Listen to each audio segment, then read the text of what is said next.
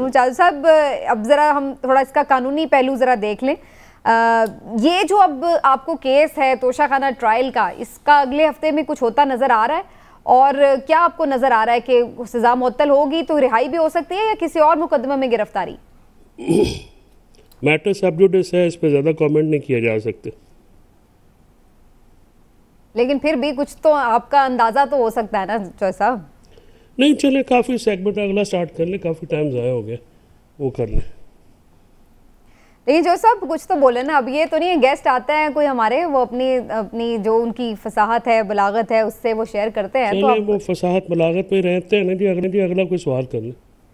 अच्छा चलें, आप ये बता दें फिर कि अब आपको नज़र क्या आ रहा है जो ये इलेक्शन की तारीख का मामला है, इसके ऊपर भी बड़ी एक डिबेट चल रही है कि इलेक्शन कमीशन देगा या सदर देगा। आइन कहता है सदर दे, इलेक्शन एक्ट कहता है कि इलेक्शन कमीशन दे, तो किसकी बात मानी जाए?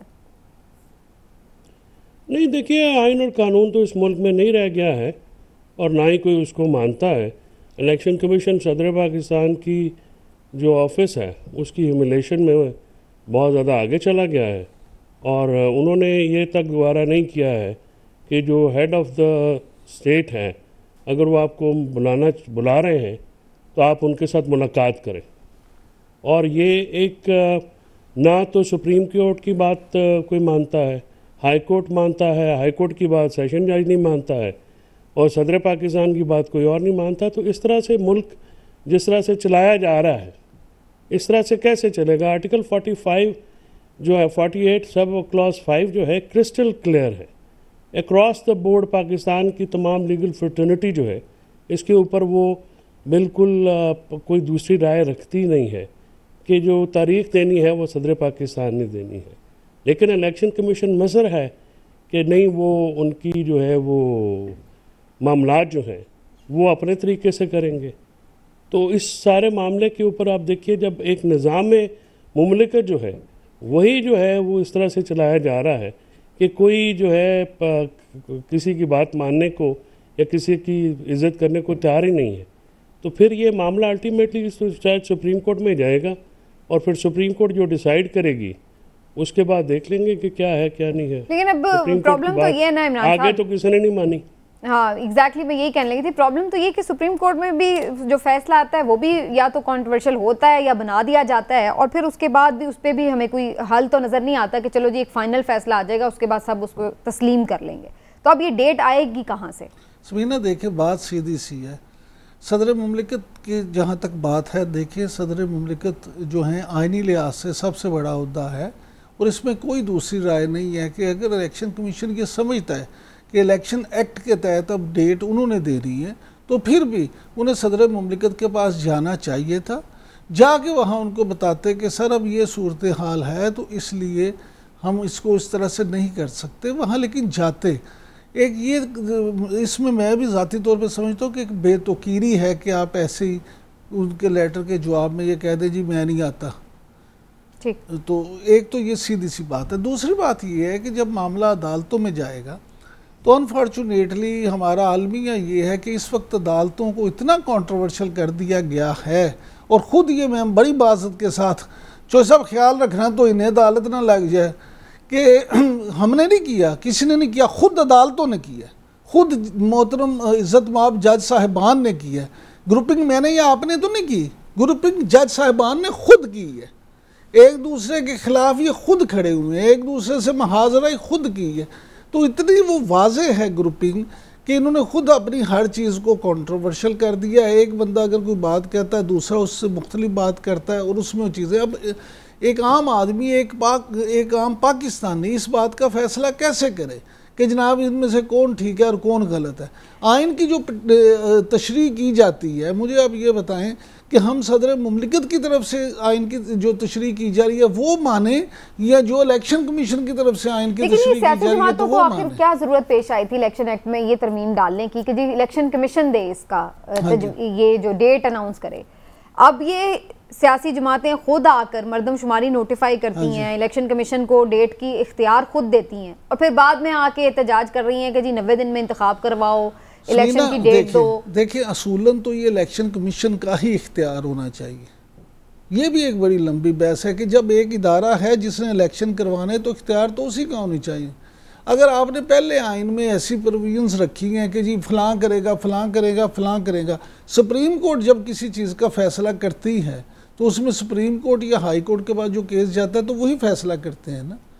पैमरा के पास आप जाते हैं जो रेगुलेटर हैं, चले अदालत नहीं है तो उसने पैमरा नहीं फैसला करना है, तो इलेक्शन कमीशन एक ऐसा इदारा है जिसकी आइनी तौर पे ये जिम्मेदारी है कि वो फेयर एंड फ्री इलेक्शन कराए, तो फिर ये सारे फैसले उसे ही करने चाहिए। लेकिन क्या तो फैसला तो पहले भी यही है कि उसने सदर से कंसल्टेशन करनी है और सदर साहब ने फिर ही कोई डेट देनी, ये थोड़ी कि सदर ने अपने घर में बैठ के डेट दे देनी है, इलेक्शन कमीशन से पूछना नहीं है, जो आइन के तहत तो यही है। अब बात ये है कि इन जमातों को इस वक्त क्या जरूरत पेश आई, या तो फिर आप आइन में ही तरमीम कर लेते ना, तब तो आपके पास ना पार्लियामेंट मुकम्मल थी ना 2/3 मेजॉरिटी थी कि आप आइन में तरमीम कर लेते। तो इलेक्शन एक्ट में ये चीज़ डाल के तो खुद इन्होंने नहीं अपने पाँव पे कुल्हाड़ी मारने वाली बात कर ली कि अपने सारे इख्तियार उठा के आपने इलेक्शन कमीशन को दे दिए। देखिए समीना, ये आपकी बात किसी हद तक जायज़ है, लेकिन मुझे आप ये बताएं कि कैसे मुल्क में जहाँ पे सदर मुमलिकत ये फरमाएं कि जनाब मैंने तो अपने स्टाफ से कह दिया था कि वापस भिजवा दें, और उन्होंने मुझे कहा वापस भिजवा दिए, लेकिन वो फ़ाइल वापस ही नहीं गई, मुझे पता ही नहीं, उसमें उस सदर से आप क्या तवक्को रख सकती हैं? नहीं, ये सदर के ऊपर क्वेश्चन वाली बात है। देखिए दोनों पे है ना।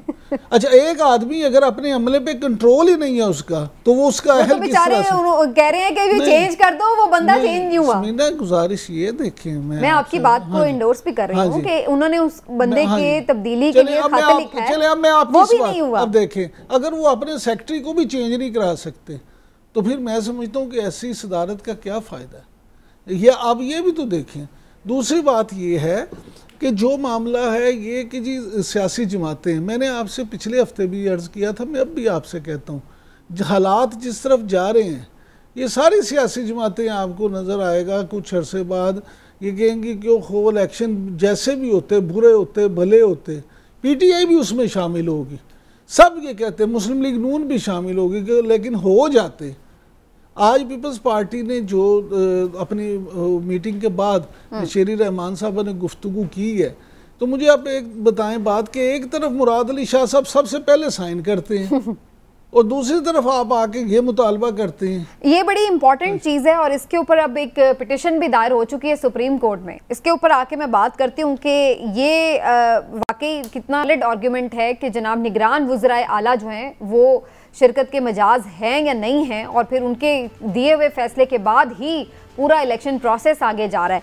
तो इसके ऊपर बड़ा इंपॉर्टेंट है डिस्कशन करना, इस पर भी बात करते हैं। फिर बात करेंगे कुछ मियाँ शहबाज शरीफ और नवाज शरीफ साहब की वापसी के हवाले से भी क्या उनके दरमियान तय पाया, मुलाकात के अंदर की कहानी भी जानने की कोशिश करेंगे। एक छोटा सा ब्रेक लेते हैं, ब्रेक के बाद वापस आते हैं।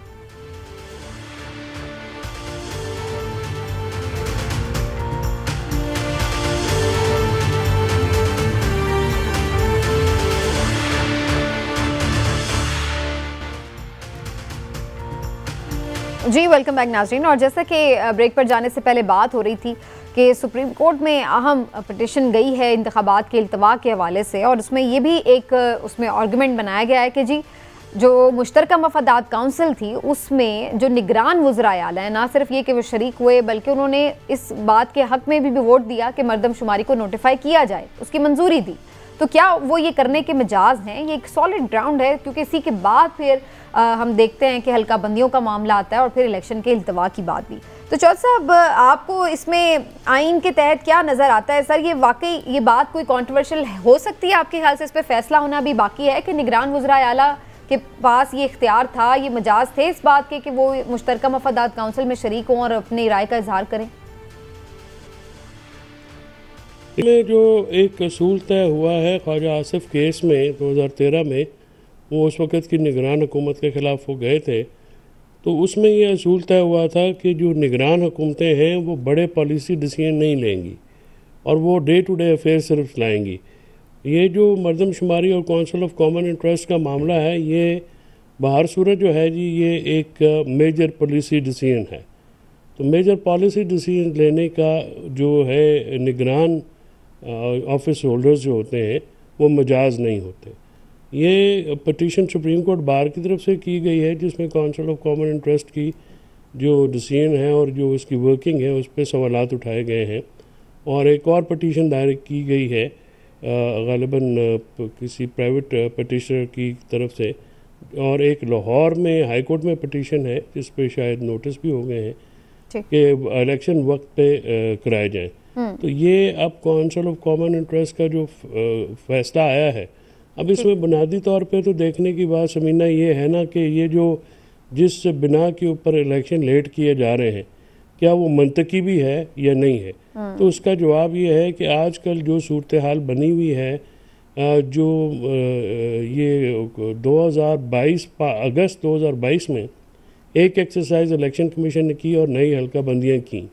उसके बाद ये डिजिटल सेंसस आया जिसको आज भी किसी सियासी जमात ने मुस्तरद भी किया है। उन्होंने कहा इसके मशकूक हैं, हालांकि उन्होंने उस वक़्त वो उस मौके पे बात नहीं उठाई।